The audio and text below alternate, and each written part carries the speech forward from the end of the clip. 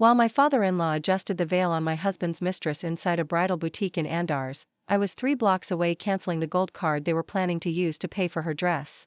It started on an ordinary Tuesday in Guadalajara. I had a dentist appointment in Providencia, but 20 minutes before it, the office called to reschedule. Instead of going back to work, I decided to walk, buy an overpriced coffee, and give myself 1 hour of sunlight. For 11 years, I had worked at a regional insurance company, 50 hours a week, solving everyone else's problems while ignoring my own.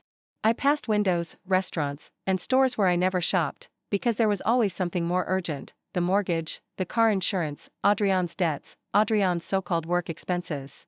Then I stopped in front of an elegant bridal boutique, the kind where the dresses look like they float and nobody says the price out loud.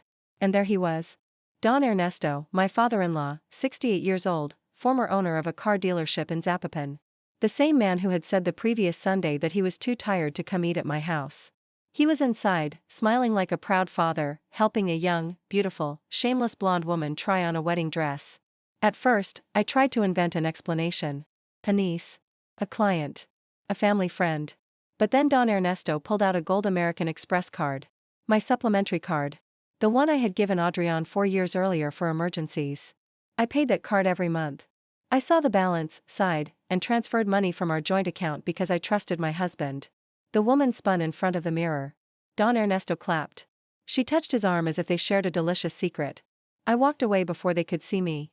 My coffee was shaking in my hand. That night, Adrian came home at 7:40, kissed my forehead, opened a beer, and asked what was for dinner. I said chicken. I had made chicken. He ate it while watching the game, complaining about a difficult client in Tlajumulco. I watched him and thought, who are you? At 11:30, he locked himself in the guest room because, according to him, my snoring kept him awake, even though I had never snored in my life. I opened my laptop. I logged into the American Express account.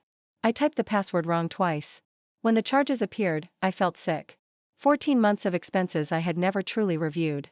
Monthly rent in a tower in Puerto de Hierro, 38,000 pesos. Alexis lease, 17,500 pesos. Restaurants in Chapelita, jewelry in Plaza del Sol, transfers to a woman named Jimena Lujan, 12,000 pesos every single month. In total, more than 1,150,000 pesos. I had been working endless weeks to finance another woman's queen-sized life. I searched her name on Instagram. Jimena. 28 years old. Interior designer. Abundance quotes. Photos inside the apartment I was paying for. Selfies beside the SUV I was paying for. Dinners at restaurants Adrian claimed he hated. And in one photo, she was wearing the Cartier watch he had given me on our 7th anniversary. The same watch he said he had lost on a business trip to Monterrey. I did not cry. Not yet. I kept looking. I found messages synced to Adrian's iPad. Jimena was demanding a date.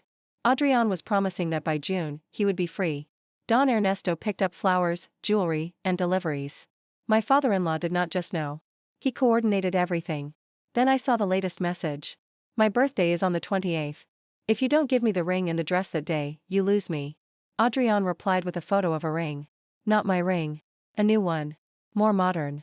Probably paid for by me too. I closed the laptop at 2:47 in the morning. My marriage had not died that night. It had been dead for months, dressed in white, driving a Lexus, and living in Puerto de Hierro with my money. And I had just discovered that all of them depended on one thing: me continuing to pay that card. For 40 days, I pretended to be the same wife. I made coffee, asked Adrian about work, and smiled when Don Ernesto called to fake concern and suggest that maybe we needed a romantic vacation. While they acted, I learned to act too. By day, I processed claims at the insurance company. By night, I built my case, statements, Instagram screenshots, iPad messages, jewelry receipts, apartment payments, SUV lease records, and transfers to Jimena. My sister Sofia, a forensic accountant, reviewed everything at her kitchen table. If you forgive him, I will kill you, she said. I am not going to forgive him. Then document everything, she said. Emotion screams, but paper wins. I also met with Fernanda, a family lawyer in Zapopan. She told me to open an account in my name only, move my salary, take exactly 50% of the shared savings, and not cancel anything until the divorce filing was ready. Do you want him crawling back, or do you want to leave clean? She asked. I thought about the Cartier watch on Jimena's wrist. I thought about Don Ernesto adjusting her veil. I want to leave free, I said. On April 26th, I got confirmation of my promotion, regional manager, 22% more salary, and my own office. I signed the papers with a calm that surprised me.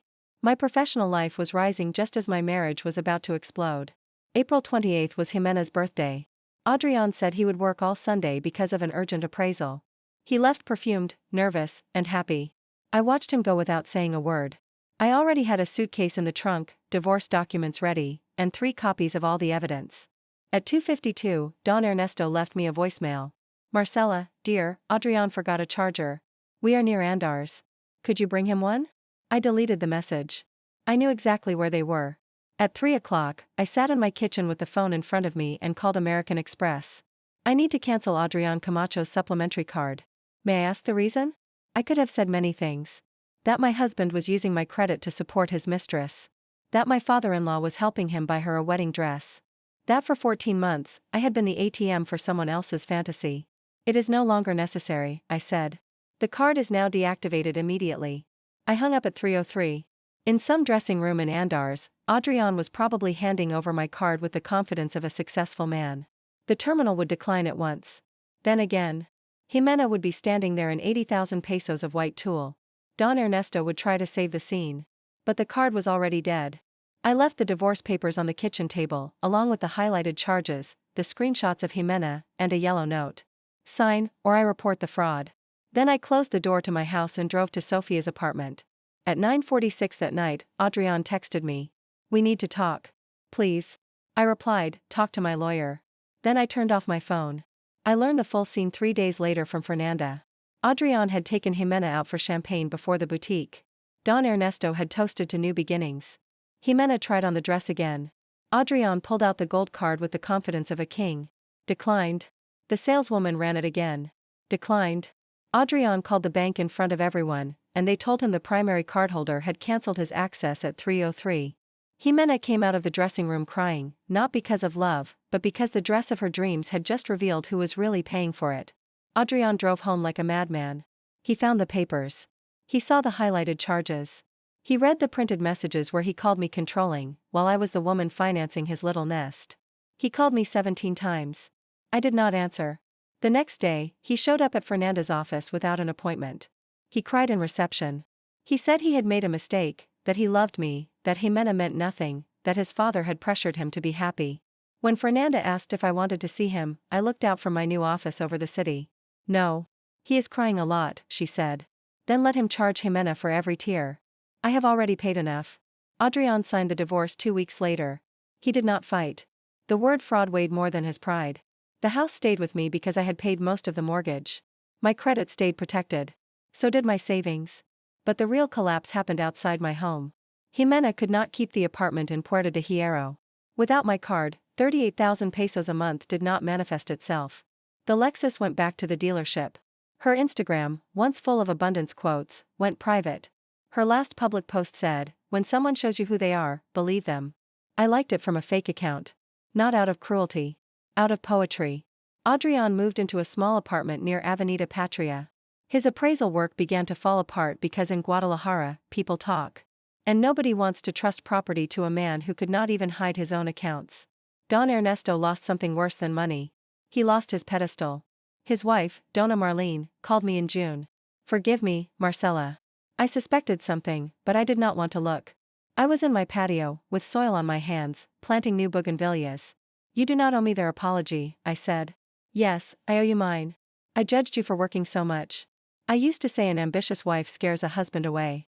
Now I understand that my son took advantage of your effort, and my husband helped him. Her voice broke. You were better to this family than we deserved. I did not know what to say. That apology hurt more than many insults because it arrived too late. But at least it arrived. I heard from Sofia that Don Ernesto ended up sleeping in the guest room of his own house. Dona Marlene did not divorce him, but she never sat beside him at family meals again. His grandchildren avoided hugging him. For a man who lived to be the patriarch, becoming invisible was a slow sentence. I painted my bedroom deep blue, the color Adrian always hated. I bought new sheets, a new mattress, and a simple watch. Not Cartier. One I chose myself and paid for myself. Every time I look at the time, I remember that I am no longer waiting for anyone to choose me. In July, I traveled alone to Oaxaca. I sat on a terrace with café de olla, sweet egg bread, and a silence that did not hurt. I did not post photos. I did not need anyone to applaud my rebuilding. Sometimes I still wake up thinking Adrian is about to walk into the guest room with his phone full of secrets. Then I stretch my arms across my whole bed and remember that I no longer finance lies. A gold card can buy apartments, jewelry, dresses, and elegant dinners. But the person paying the bill decides when the music stops. I decided to stop it. And if tomorrow I saw my father-in-law adjusting that veil in front of the mirror again, I would do exactly the same thing.